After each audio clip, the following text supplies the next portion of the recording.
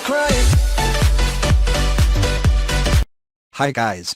In this video, you will learn how to check your Linux version.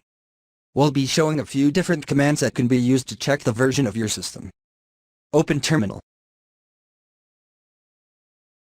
Method 1. This command shows the release version, description, and operating system codename.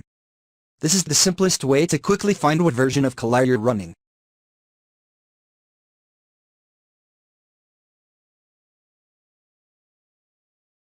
Method 2. This command shows various information, including OS version.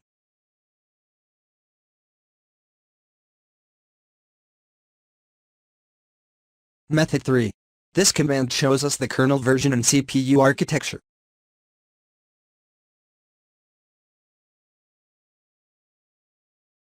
Method 4. This command shows information for the OS.